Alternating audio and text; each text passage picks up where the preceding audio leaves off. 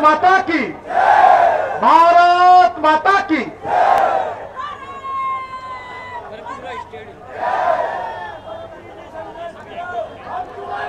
आदरणीय अडवाणी जी,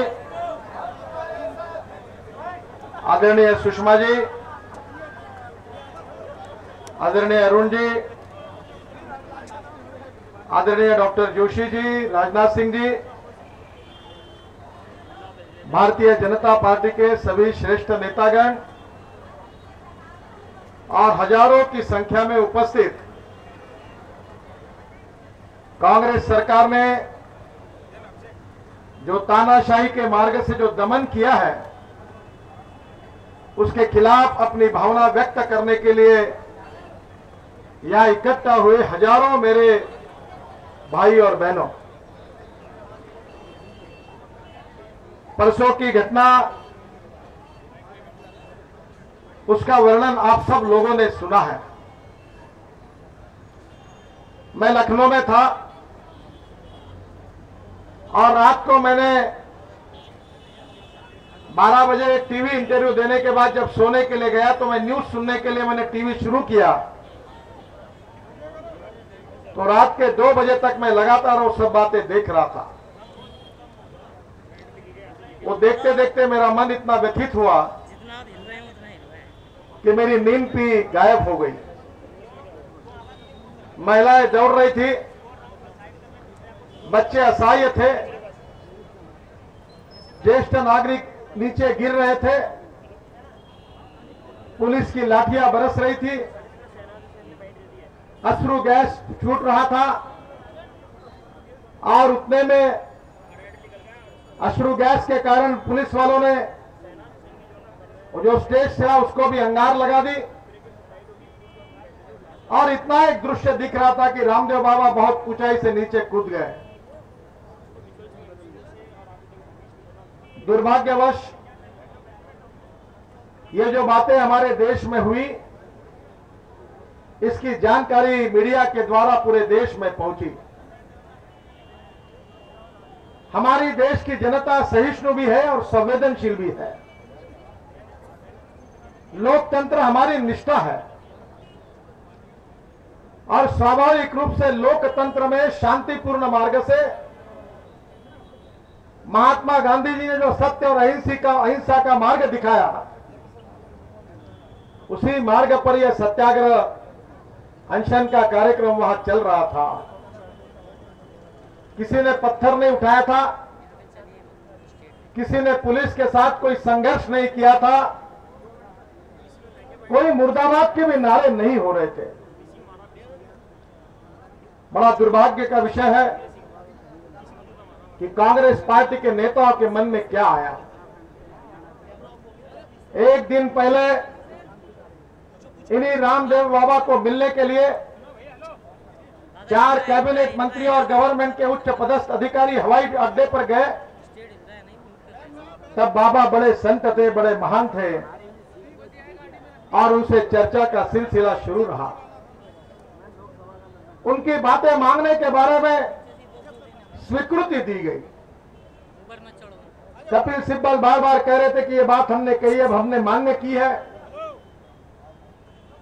ये यूपीए और कांग्रेस सरकार बाबा को बड़ा महत्व दे रही थी। किसी ने तुलना की सुबह भाषण में कि अमेरिकन राष्ट्राध्यक्ष जब हिंदुस्तान में आए थे तब उसका भी स्वागत मंत्रियों ने जैसे नहीं किया, वो इस प्रकार से यूपीए सरकार के मंत्रियों ने रामदेव बाबा जी का वहां स्वागत किया और उनसे बातचीत की। बातचीत क्या हुई, इसका ब्यौरा धीरे धीरे बाहर आएगा। बातचीत होती रहेगी, चर्चाएं होती रहेगी, मतभेद हो सकते हैं, मतभिन्नताएं हो सकती है और लोकतंत्र में मतभिन्नता और मतभेद होना कोई गैर बात नहीं है। और लोकतंत्र में शांतिपूर्ण ढंग से, लोकतांत्रिक ढंग से, अहिंसात्मक वृत्ति से कोई आंदोलन करना गुनाह नहीं है। हमारे अनेक साधु संत इसमें शामिल थे। 2 संत मुझे कल कार्यालय में मिले, उनको चोट लगी थी और मुझे कह रहे थे कि हम डर के कारण दौड़ रहे थे तो एक पुलिस ने दूसरे पुलिस वालों को कहा, ये भगे कपड़े वालों को पहले पकड़ो और इनकी धुलाई करो। बोले हम दोनों को पकड़ा गया, हमारे हाथ में कुछ नहीं था और बड़ी निर्दयता से हमारे को बहुत पीटा गया। हमारी महिलाओं के साथ कपड़े फट गए। आज हमारे उपाध्यक्ष करुणा जी के नेतृत्व में हमारी महिला मोर्चा की अध्यक्षा स्मृति जी महिला आयोग के पास गई थी और उन्होंने ये कैफियत महिला आयोग की अध्यक्षता को बताई कि ये क्या हो रहा है। क्या इस देश में महिलाओं के साथ इस प्रकार से अन्याय अत्याचार होगा? क्या इस देश में आंदोलन करने वाली, लोकतांत्रिक मार्ग से आंदोलन करने वाली महिलाओं के साथ लाठी बरसाई जाएगी? क्या उनके कपड़े फटेंगे?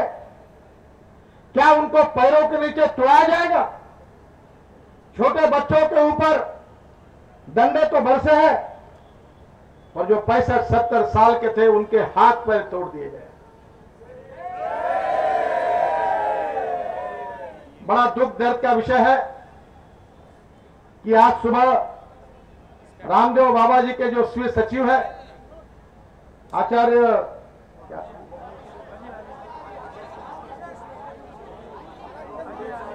वो आज सुबह यहां आए थे, सुरेश आर्य जी, आचार्य जी, अजय आचार्य जी, अजय आर्य जी यहां आए थे। जब उनका मुझे सुबह फोन आया तो मुझे बताया गया था कि उनके दोनों पैर टूटे हुए हैं। मैंने कहा अजय जी आप ऐसी अवस्था में कैसे आएंगे?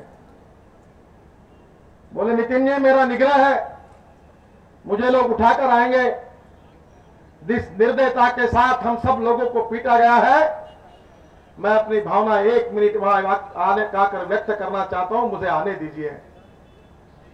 मैंने कहा अजय जी आपके आने के लिए मेरी कोई आपत्ति नहीं है, पर आपके दोनों पैर टूटे हुए हैं, ऐसी अवस्था में आप यहां कैसे आएंगे? इस बात का मुझे संकोच हो रहा है। उन्होंने कहा मेरी चिंता मत करिए, मेरा जो होगा सो होगा, पर इस सरकार के दमन के खिलाफ निहत्थे लोगों को जिस प्रकार से मारने की कोशिश इस सरकार ने की है, उसके खिलाफ आप राजघाट पर महात्मा गांधी जी के समाधि के निकटस्थ बैठे हैं। मैं वहां आकर आपको समर्थन देकर अपनी भावना व्यक्त करना चाहता हूं, मुझे आने दीजिए। वो सुबह आए, उनको देखते हुए अनेक लोगों के आंखों में आंसू आए। उनके दोनों पैर टूटे थे और उनको यहां सुलाया गया। मुझे रहा नहीं गया। अडवाणी जी और मैंने उनको आने के ऊपर उन्होंने जो 2 शब्द कहे, मैंने उनके आभार माने। मैं कभी कभी सोचता हूं कि बेचारे अजय जी का क्या गुनाह था? क्या हाथ में उन्होंने लाठी ली थी? कभी पत्थर उठाया था? उनकी उम्र 65 साल की है। मुझे बता रहे थे मेरी उम्र 65 साल की है। देश के लिए रामदेव बाबा जी के साथ मैंने अपने जीवन को नौचार कर दिया, उनके साथ मैं काम करता हूं और इस प्रकार से उनकी धुलाई की कि उनके दोनों पैर तोड़े गए। रामदेव बाबा कल से टीवी पर कह रहे थे, मेरी उनसे फोन पर बातचीत हुई, लखनऊ से हुई। उन्होंने कहा नितिन जी मुझे जिंदा मारने की योजना बनी थी, मुझे ढूंढ रहे थे और जो वर्णन मैंने सुना वो हिंदुस्तान की सभ्य संस्कृति और समाज उसको सुनकर उसके आंखों में अगर आंसू नहीं आएंगे तो मुझे नहीं लगता वो कोई संवेदनशील मन है। उनको पीटा गया और पीटने के बाद उनके कपड़े छोड़े गए और उसके बाद लज्जा रक्षणार्थ उन्होंने किसी बहन के कपड़े पहन लिए, जिसकी चर्चा मीडिया में होती है। उन्होंने खुद बताया कि मेरे कपड़े खींच लिए, मुझे पीछे में, पीठ में, हाथ में काठी से मारा गया और ऐसी अवस्था में महिलाओं में मैं था, मैं क्या करूं? मैंने एक बहन के कपड़े पहन लिए। क्या हो रहा है इस देश में? क्या इस देश में निरपराध, निहत्थे लोकतंत्र के मार्ग से, शांति के मार्ग से संघर्ष करने वाले लोगों को सोनिया जी और मनमोहन सिंह जी के आदेश से क्या उनको लाठी से कुचला जाएगा? क्या महिलाओं के कपड़े फाड़े जाएंगे? क्या बच्चों को कुचला जाएगा? क्या गुनाह था उनका? कौन सा बड़ा गुनाह उन्होंने किया था? गुनाह यही था कि वो कह रहे थे कि देश की भ्रष्टाचार को समाप्त करो। क्या देश के भ्रष्टाचार को समाप्त करना? मनमोहन सिंह जी और सोनिया जी, इस बात का जवाब दो कि देश से भ्रष्टाचार को समाप्त करना अगर ये मांग कोई करता है तो क्या सीआरपीसी के कानून के अंतर्गत ये कोई गुनाह है? ऐसी मांग करने वाले लोगों को लाठी से तोड़ा जाएगा, उनकी हड्डियां तोड़ी जाएगी, मां बहनों के कपड़े फटेंगे, उनके हाथों पर अश्रु गैस छूटेगा, पेंडाल को, स्टेज को आग लगा दी जाएगी। क्या लोकतंत्र में यही कहना गुनाह है? बहनों और भाइयों, दूसरी बात वो कह रहे थे कि विदेशों में जमा जो काला धन है वो वापस लाओ। क्या गलत बात है? मैं तो इस बात का अभिमान रखता हूं कि इस देश में सबसे पहले हिंदुस्तान में अगर किसी व्यक्ति ने और शख्स ने विदेशों में जो काला धन है वो हिंदुस्तान में वापस लाओ और हिंदुस्तान के गरीबों के कल्याण के लिए वो खर्चा होना चाहिए। ये हिंदुस्तान की जनता की संपत्ति है। ये कहने वाला कोई पहला महापुरुष जो हिंदुस्तान में है जिसने बड़ी हिम्मत के साथ इस बात को दोहराया, तो मैं इस बात का अभिमान रखता हूं कि वो हमारे नेता लाल कृष्ण आडवाणी जी हैं।